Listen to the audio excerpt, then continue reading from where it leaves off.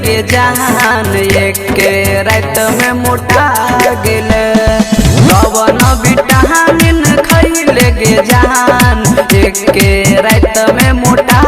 गेले पहिले छेले तू पर पातर पहिले छेले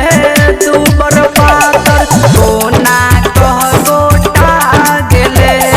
कवन विटामिन खैले गे जहान एक रात में मोटा गेले कवन विटामिन खैले गे जहान एक रात में मोटा गेले।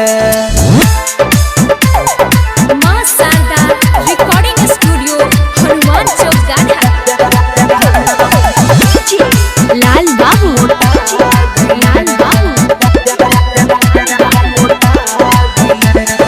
पहिले से जहाँ सुनार लागई छे तू अभी अखिया से हमारा दूरी नहीं जई है तू कभी नहीं जई है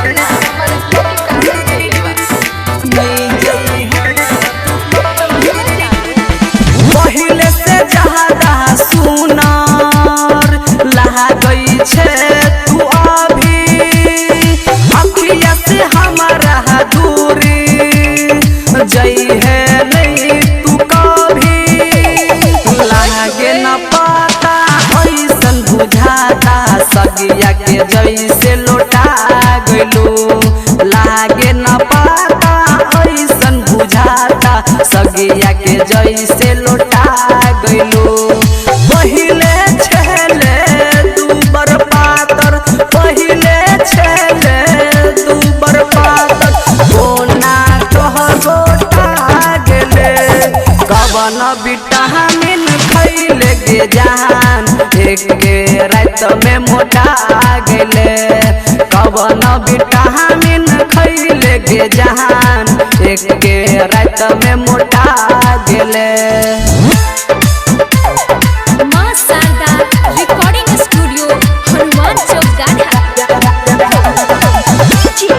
लाल बाबू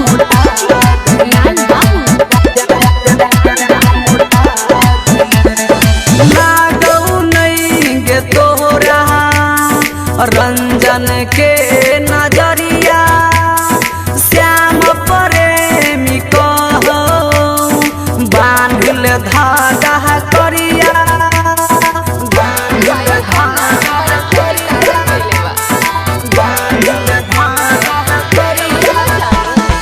लागौ नहीं गे तोरा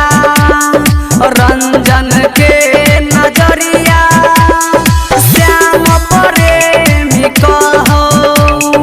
बांधल धागा करिया लेके छोड़ी ठेला घूम नहीं अकेला ऊपर से नीचा लोटा गइले लेके छोड़ी ठेला घूम नहीं अकेला ऊपर से नीचा लोटा गइले पहिले छेले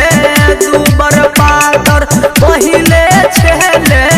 तू बर पातर कोना कह गोटा गेले कवन विटामिन खैले गे जहान एक रात में मोटा गेले